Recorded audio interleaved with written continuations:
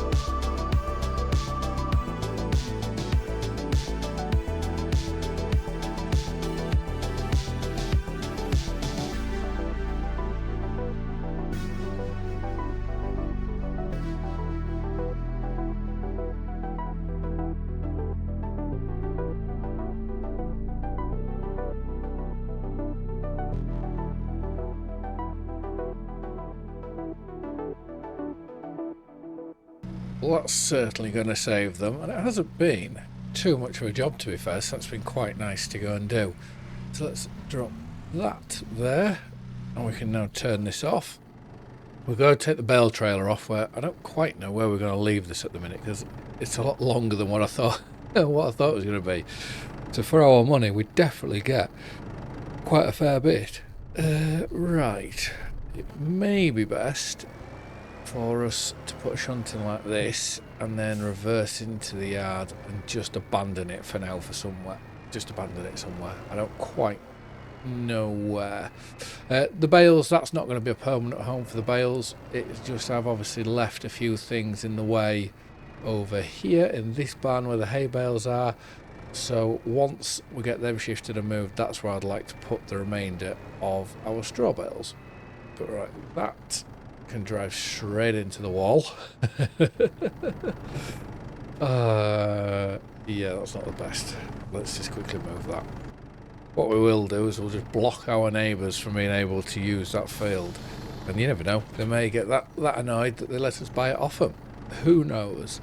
So right, the next job on the cards until this rain decides to turn up is we'll go put the cultivator back on.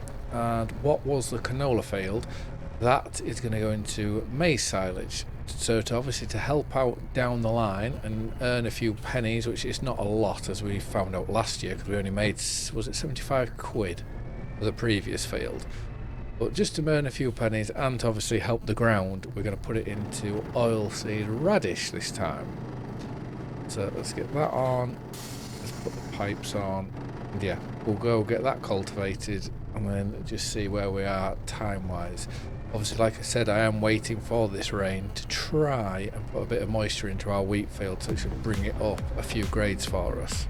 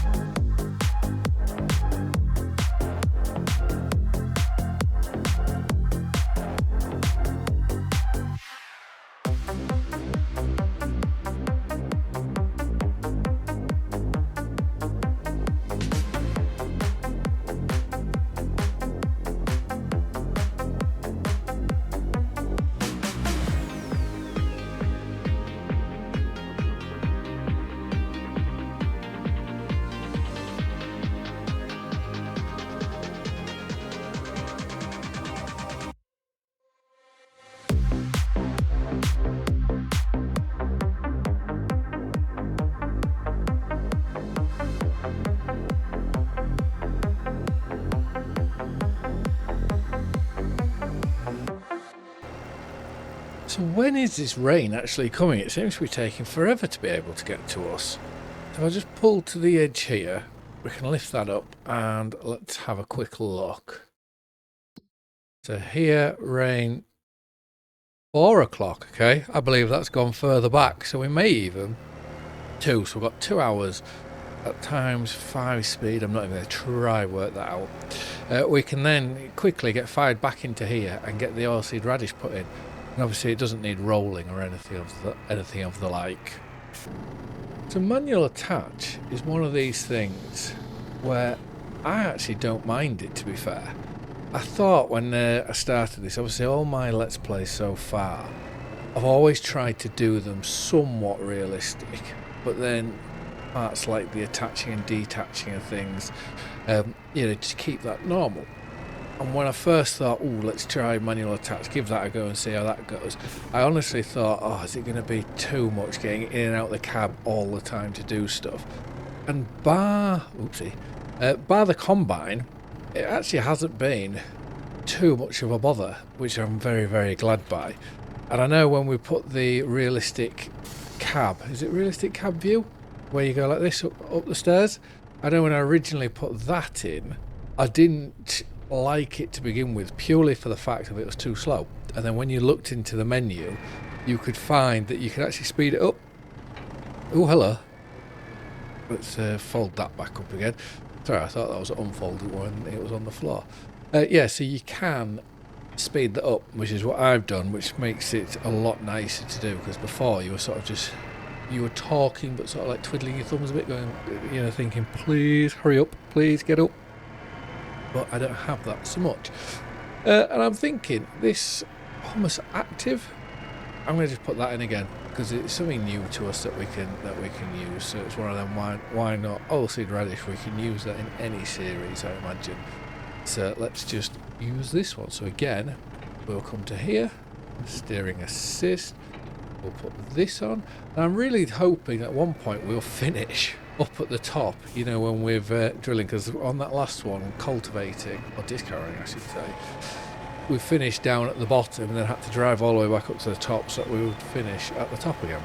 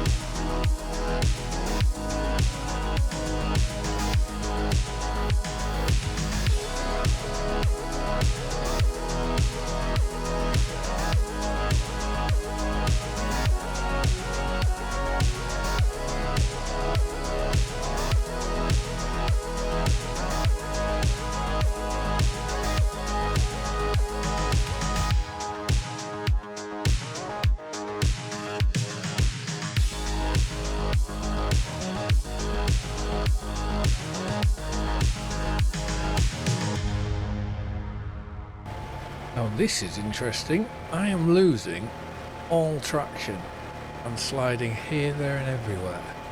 And the only thing I think that can be down to is my tyres wear. I don't believe I have anything else that would be causing this installed.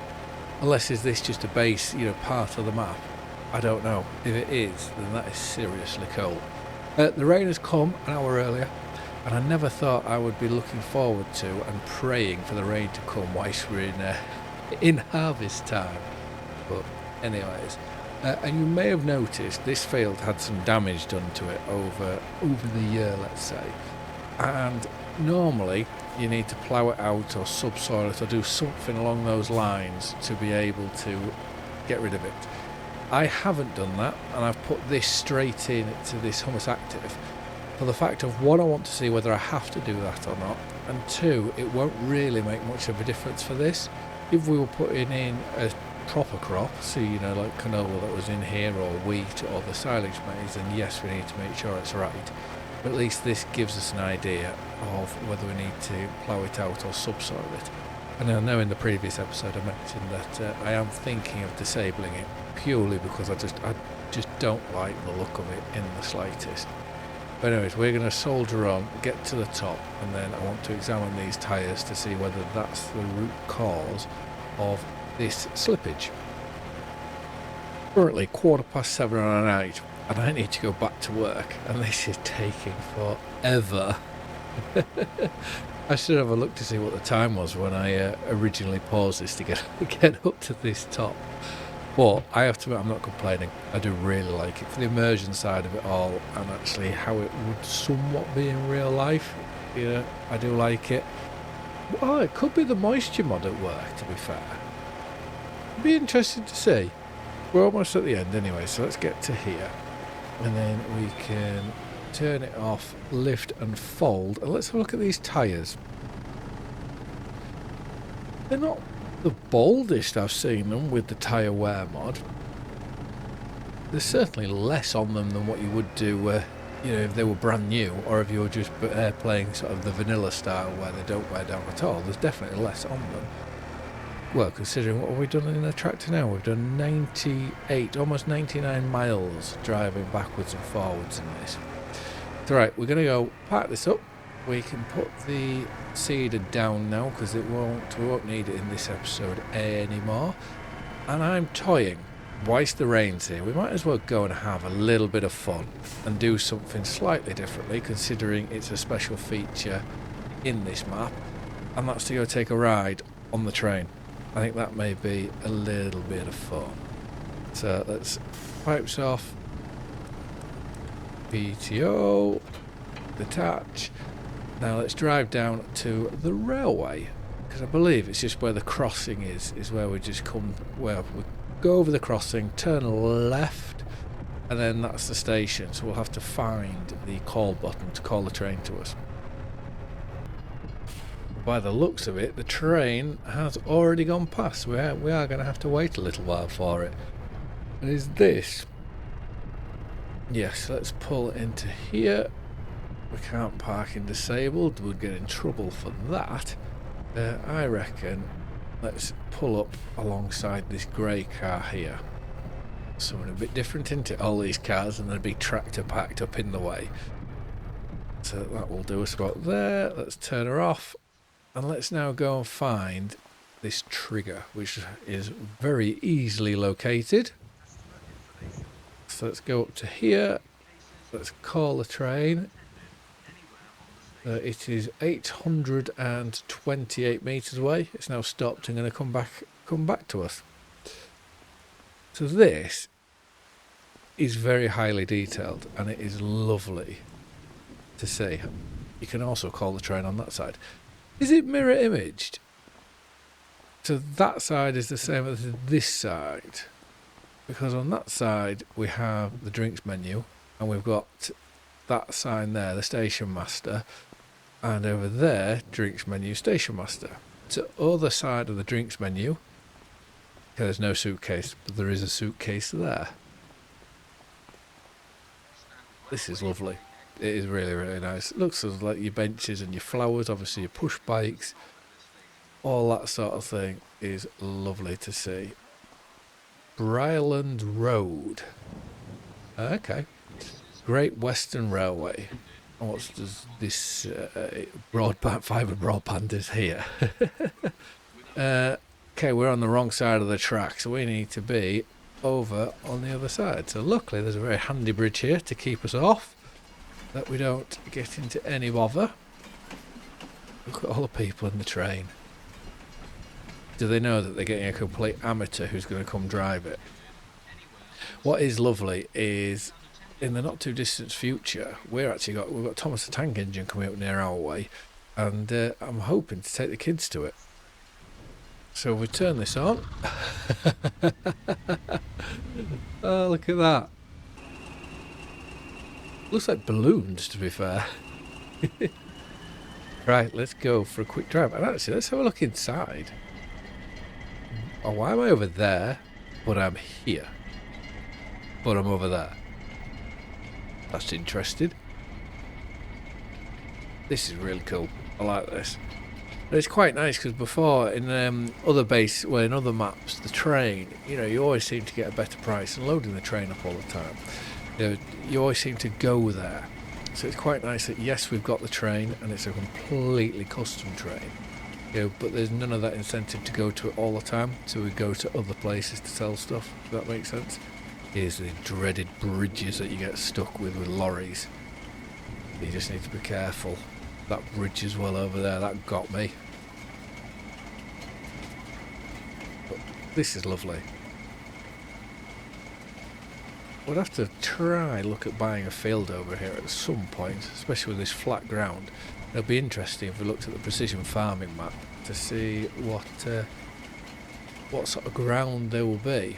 I know for the moisture mod, the lower down the longer it takes to dry, so that won't be beneficial, but anyways. And here is the motorway, which we've only come close to it. We've never actually had a proper look like that.